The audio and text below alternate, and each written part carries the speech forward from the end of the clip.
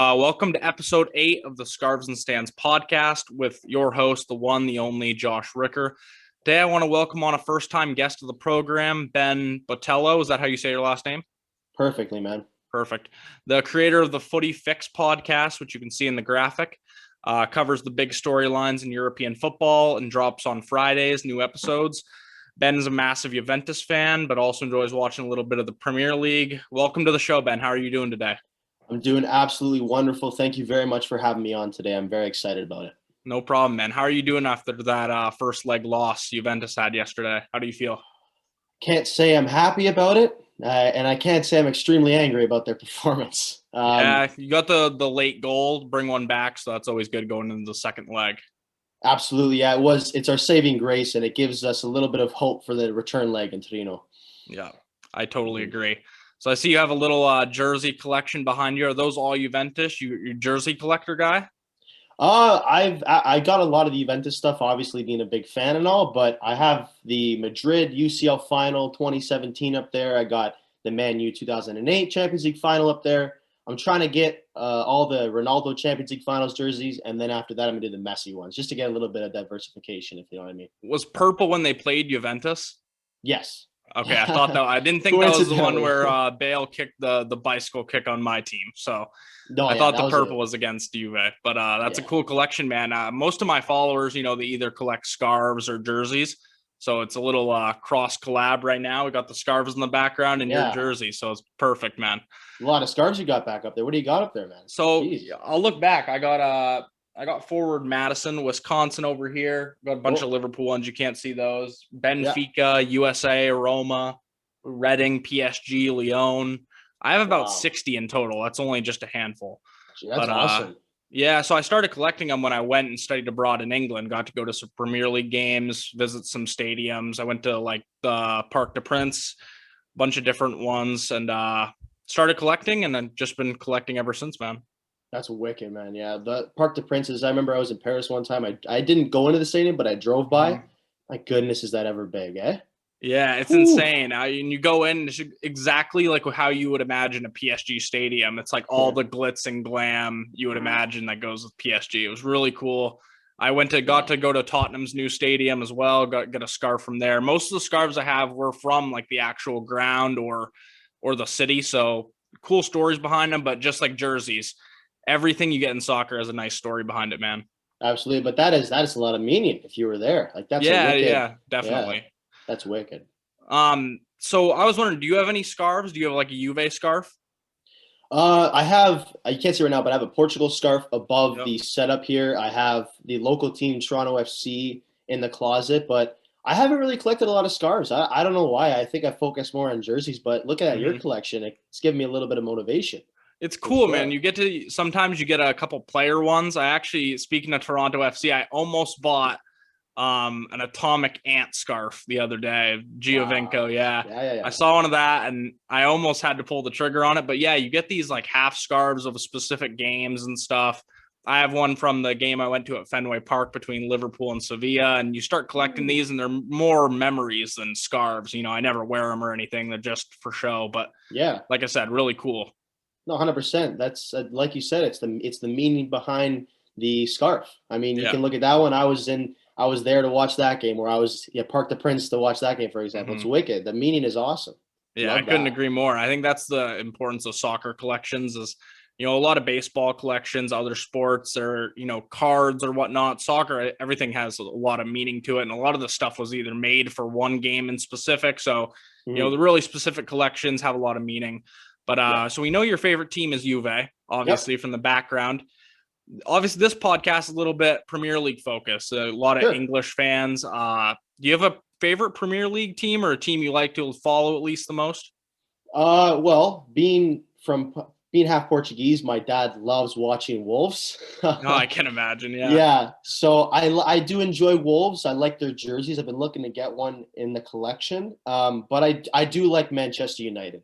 Always been kind of a closeted Man U supporter, half in, half out, but I do like watching the Red Devils play. Yeah, big win today against Sociedad. I think they won 4-0, 5-0.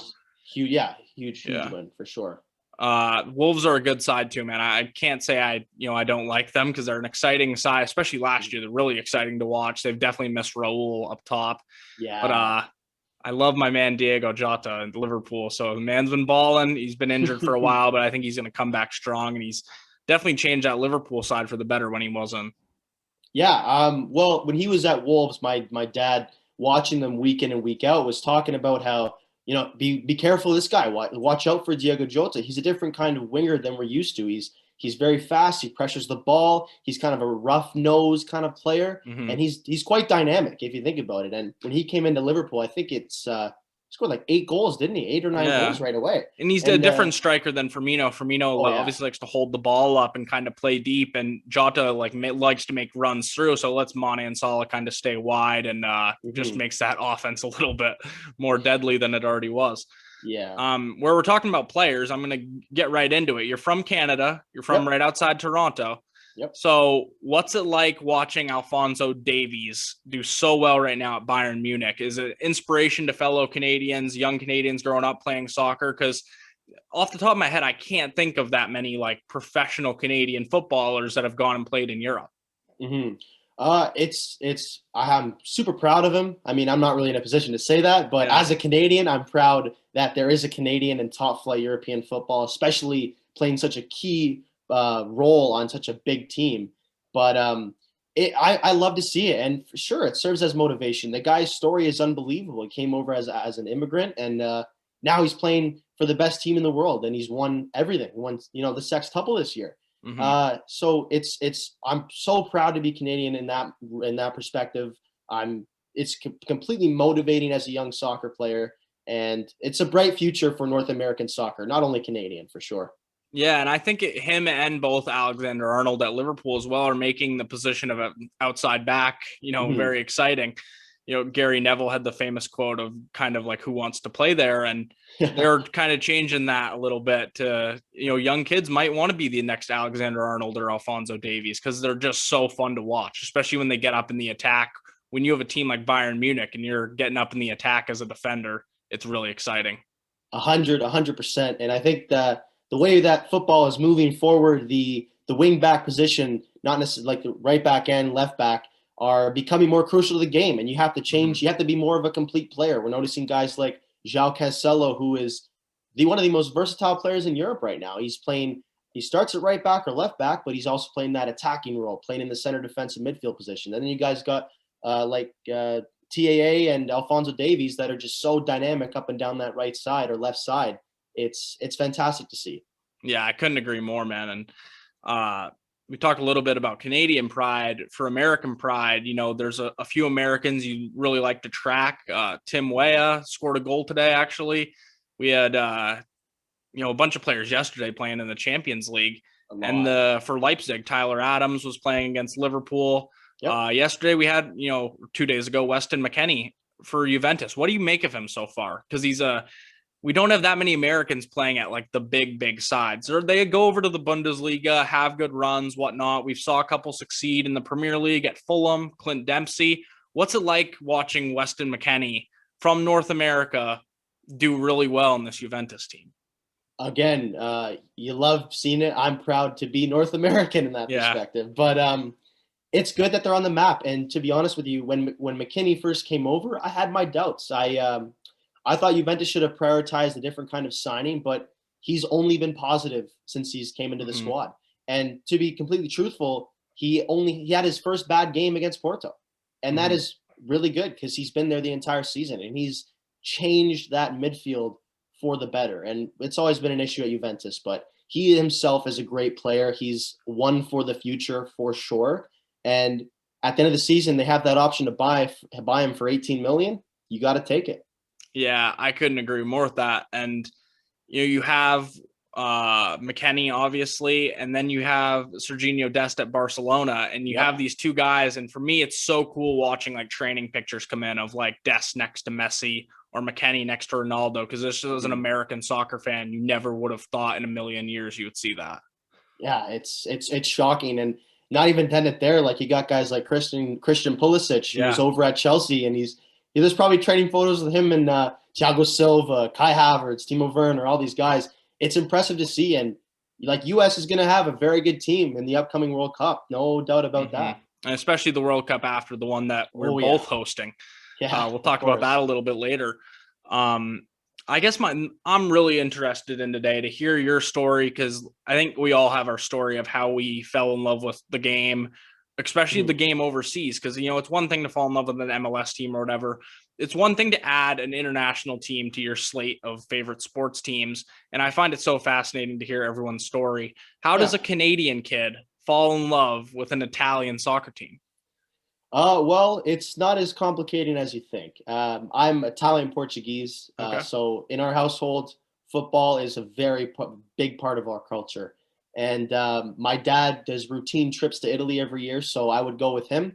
Been about like 14 or 15 times, but every time I would go, we would go to those little vendors and we buy those €9 jerseys. You know, That's awesome, Totti, Pirlo, all these jerseys. And then I think I was around 7 or 8 years old where I was just like, you know, those black and white colors, they're really doing it for me. Yeah. So I got a Pirlo jersey. I got the Juventus hat, a nice scarf. I don't know where that is right now, though. I wish I had that. Yeah.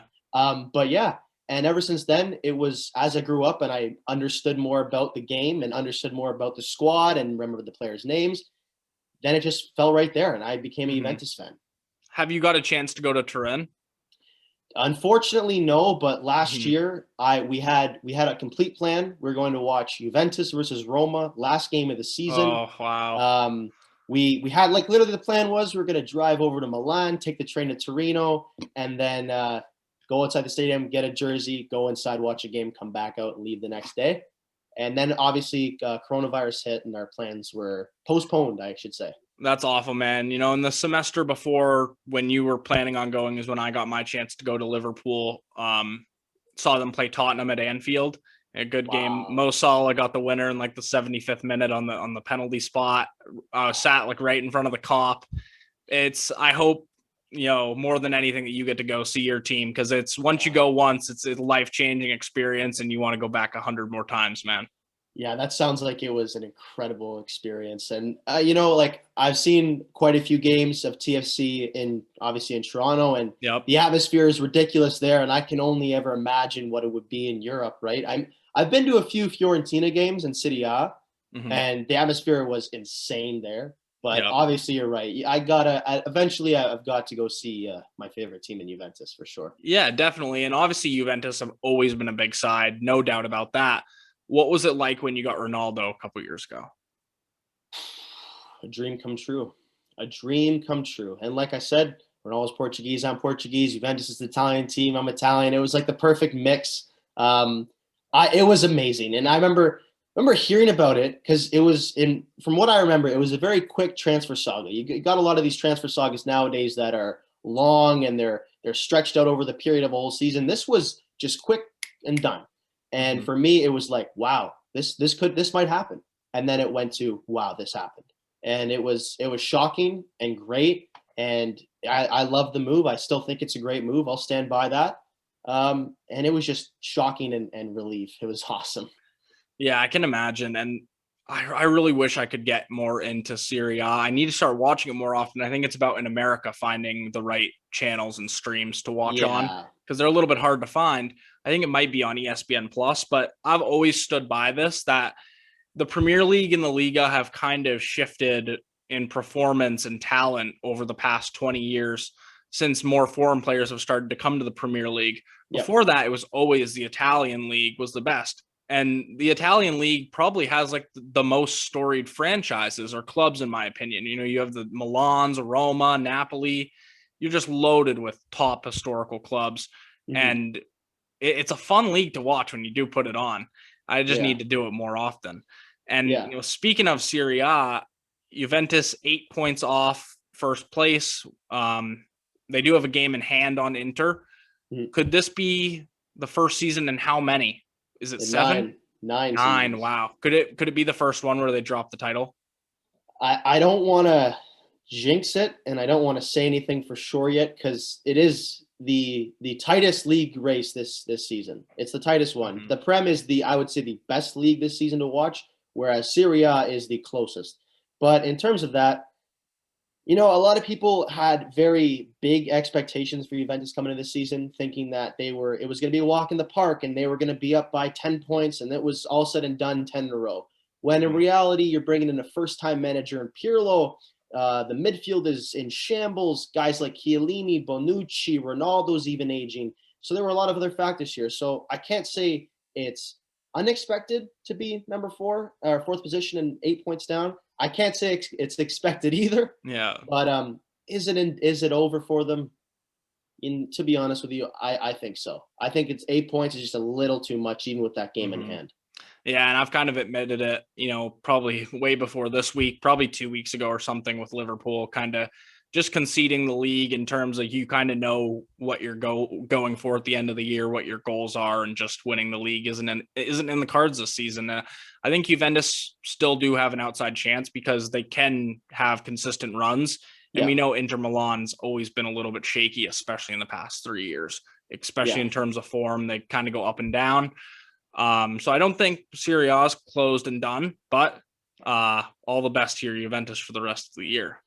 I appreciate that. Yeah, we're gonna need the luck for sure. And like you said, Inter's really inconsistent at times. And I've been waiting for this Milan run to end of incredible performances, winning 8 in a row, winning this amount, and it just hasn't stopped. And if it doesn't, then there's going to be a time when Juventus are going to say, well, it's now impossible to catch up to them. So it's still up in the air, but the chances are slim. And obviously after this season, you like you said earlier, you do have aging players. You have a time clock on this team, on this project. So what are you going to do this summer? What do you think the club will do this summer to improve the team? I think the club and the club's needs and desires are two different things. For example, the Juventus in the calcio mercato has been abysmal, giving away guys like João Cancelo, signing guys like Ramsey and Rabiot who are on these huge contracts. The mistakes are never ending. But this summer, finally, maybe, I don't want to say that, but if they lose against Porto, it could be a wake-up call. Or if even they don't win Serie A, it could be a wake-up call to say, we need midfielders. We need quality midfielders. And this summer, a priority transfer target has to be Paul Pogba. You have to go full out for him, give him the money he wants, and get him.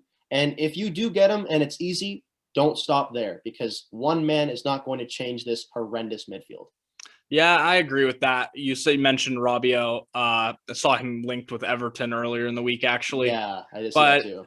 I remember when Liverpool were after him a couple years ago, and I was just like, I don't think he fits the Liverpool mold. He's a little bit overhyped, whether that's his agent or just his career path. I don't know. But I do agree Pogba should be your number one transfer target. I watched a highlight video of him at Juve a couple days ago, and it was just different player, because he's not allowed to have that same role at Manchester United. I don't think he's ever had a proper manager at Manchester United. I think putting him under Pirlo's wing will be great for Juventus.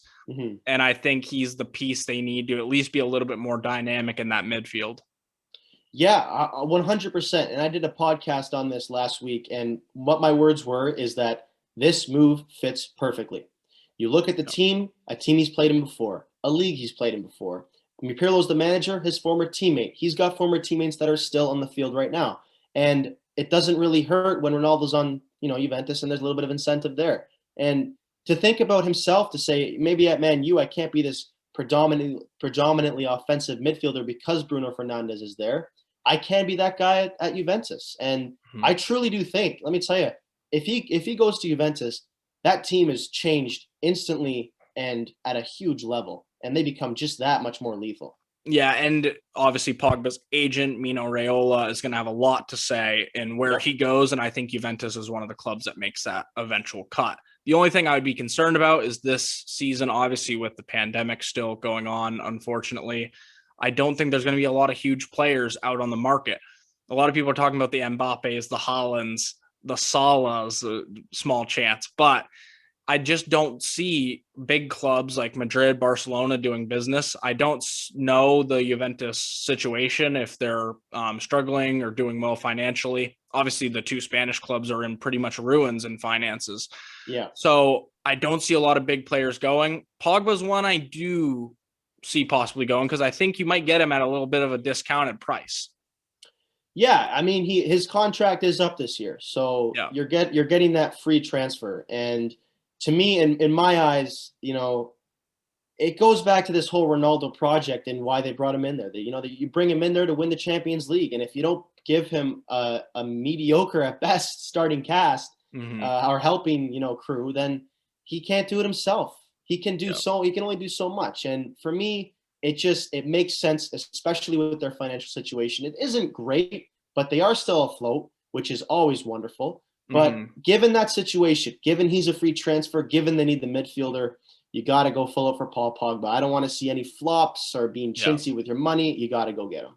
Yeah, I guess I should correct myself. I didn't the free transfer, obviously, but the contract is where you're going to end up paying for Pogba because Real is going to dominate that negotiation like he always 100%. Does. And last week, my guest on the show was Will Highland, a kid from Maine who kind of went from being a traditional American sports fan to Tottenham. Just posted that earlier last week. So I want to get into that kind of with you, as you're from North America as well. Mm-hmm. What do you think could grow the sport of football here over time, over the next 5-10 years? Where do you see it growing? Where do I see it growing, or what do I think could help it grow, or both? Yeah, what do you think could help it grow? Sorry.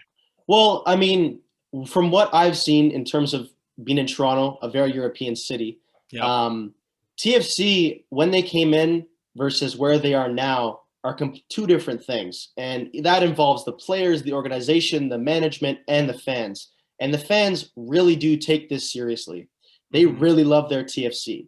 And this goes back to, when 2016, not TFC related, but when I went to go watch the Euros in the city on an open bar and it was closed off, there were about 500, 600 people there, and they were diehard football fans. So the game is growing at a good pace right now in Canada in terms of Toronto. To help it grow more, I mean, like I said before, you look at guys like Jonathan David, Alphonso Davies, even their American counterparts in Weston McKennie, Kristen Pulisic, Gino Rea, who has at Borussia Dortmund, guys like that. And you think, well, wow, like they've been doing something over the past 10 years that's put these players at the stage. And if you continue that process, if you continue to pour money into the training and getting these players developed and ready for the big stage, then the game can only get bigger. I do believe that America is now on the spectrum in terms of countries producing football talent and then going to Europe. We're at least on the radar a little bit. And I think that does help. The Premier League coverage in America has grown tenfold over the past 5 years. I think most Premier League games you can watch either on NBC Sports or Peacock. They cover mostly all the games. ESPN Plus does carry a couple leagues. So if you want to support one of those teams that's not in the Premier League, you also have that option. And I have saw soccer grow. I've been to, big fan fests in like Boston. Obviously, the preseason tours are really big when you just have those one-off friendlies between big sides. It'll be tough. I don't know if I can see the MLS being like a substitute for those leagues, because I think people will eventually pick the big sides because they want to watch the big games. They want to watch the Champions League final and stuff like that. So I see the MLS as almost being like a complement to a person's favorite team in Europe. So I support Minnesota United FC and Liverpool. Liverpool's the big one because they play on the weekend. They play the big games. But for my local team, we have Minnesota United, and it's good because that's our way to go out to the stadium and actually support a team in America, because obviously we don't get that chance, going to Europe as often as many people would probably like to, Yeah, 100%. And I agree with that. I mean, there's too much money in the EPL and the European leagues. There's too much kind of name branding, when you get names like Real Madrid, Barcelona, Juventus, Liverpool, Man United. So I don't think the MLS will ever overtake or be on par with those European leagues. But like you said, it's an excellent way to complement you as a fan. And, going to TFC and watching TFC play a Minnesota or a Red Bulls is fantastic. The atmosphere is fantastic. Everybody loves the game. And when you boil it down, it's pretty good soccer. It is. And I think it opens fans up. It's almost like a starter pack for people who want to get into soccer, football. when Yeah. you guys have, when you can go to a stadium, a local ground, and like watch a guy like Zlatan, who's, finishing his career. Obviously, he went back to Milan. Yeah. But when you have those big name guys that are playing in the MLS, people complain about that. But I don't necessarily think it's a bad thing that guys want to come over here and play at the end of their careers, because you are getting some really good talents. It's getting people interested in the sport and interested in, where did this Zlatan guy come from? How did I never hear about him? He's this egotistical diva, just epitomizes like being an athlete. Yeah. And people are interested in it and they want to know more. And I think when people like that come over, it makes people actually interested in the leagues abroad. Yeah, 100%. And like you said, you want to know. You get this huge guy with a man bun. Oh, that's so weird. And he's really good at with playing with a soccer ball. So you want to know where he got that from. And then you start diving down the rabbit hole and finding out about big European teams and these fantastic matches. And it's great. The MLS, I do support players going there when they retire or when they're in the later stages of their career. I'm fully behind that. But the issue is that you have leagues around the world that are in similar platforms as the MLS. They just have millions upon millions upon millions of dollars. Yeah. And like the Chinese Super League, or you can go play in Saudi Arabia and get your 45 million a year contract. Whereas in the MLS, you're not going to get anything near that. But then again, you will be living in LA. You will be living in New York. So exactly. Maybe one day you'll even have an MLS team that can compete with the other North American sides and get to a competition like the Club World Cup and play Bayern Munich in the final. Absolutely. That's what you want to see ultimately. And I don't think it's not going to happen. I think it's just going to take a little bit of time, as everything does. I mean, the MLS compared to other leagues is still relatively new, and there's still more money to come into it. And obviously, the pandemic has changed the landscape of every single league's financial situation. But when you consider that they will keep growing, and the 2026 World Cup will definitely help out some revenue and some potential growth there. Yeah, I guess that was my final question too, is that, do you think the 2026 Joint World Cup that gives us 5 more years to grow kind of the popularity fandom here in North America, do you think it kind of be like the trademark moment for both the United States and Canada in terms of like the sport's popularity? 1,000%. Listen, when World Cup or when Euros are on, I go around my hometown and about 75% of the cars on the road have flags on their car. And that is just showing that, wow, there's a heavy European influence here. And pretty much everybody who's European, that includes countries that are playing in these tournaments, they love football. Yeah. So imagine a World Cup coming here and getting to see Portugal, England, Croatia, Germany, whoever it may be. That is a huge amount of hype, and we're going to love that. I mean, I know I'm going to have an excellent time, but it's going to be huge, and the game is going to continue to grow until that point. And then once you reach that point, people are going to be flooding the streets with banners and signs and scarves and jerseys and horns. It's going to be wicked, man. I can't wait. And it's going to be right around the time too, where like guys like Mbappe, Holland are going to be right in the middle of the prime of their career. Absolutely. And England is going to have a squad. France is going to have a squad. You're going to have a lot of countries that are absolutely lined head to toe with world-class talent, as most World Cups are. I think 2018 was a little bit down for me. I think 2026 is going to be the prime for so many countries of like, it'll be like a 2006 World Cup where everyone is just stacked. Yeah, that 2006 World Cup has got to be one of my favorites for sure. Yeah. But that 2026 is lining up to be a wicked one, no doubt. I just wish that it might have been 2022 so we could have seen some Ronaldo Messi action. But I'll take soccer when I can get it, especially if it's World Cup soccer. Yeah, and speaking about the World Cup too, obviously the Women's World Cup was in Canada not that long ago, and I had friends go to Moncton and Montreal to watch the U.S. women play, and wow. I think that kind of started it as well. Having the U.S. women and the Canadian women too are a phenomenal team. Yeah. Having them both be good at the same time grew the women's game to a point where people were interested in also the men's game, and I think that kind of opened interest up for the sport in general, having our two women's sides being two of the best in the world.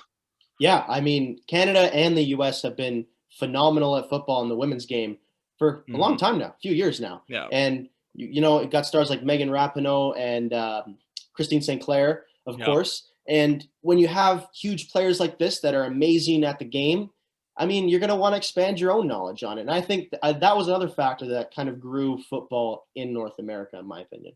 Yeah, I couldn't agree more. Well, it's been a pleasure having you on today, Ben. I think we touched on some great things, learned about your love for Juventus, how that kind of came about, your little jersey collection. This is the whole point of this podcast, man, is just connecting with people. You have no idea who they are from all around the world. And soccer connects people, lets you talk to people, gives you a common interest. And that's exactly what we saw here again today. Got chatted up about Liverpool and Juventus. So I really appreciate you coming on today, man. Thank you very much for having me. This was awesome, man. I can't stress that enough. And we should definitely link up again for a podcast soon, man. Yeah, definitely. And shout out your socials real quick so people can follow you. Okay, yeah. You can follow the Footy Fix podcast on Instagram at Footy Fix Pod. You can search us up on YouTube as well under the Footy Fix, and make sure to subscribe to our channel as well. Perfect. Everyone go subscribe to his channel. Remember to subscribe to my channel as well. Like, share it with your friends, whatever. We'll be back again next week. See you guys.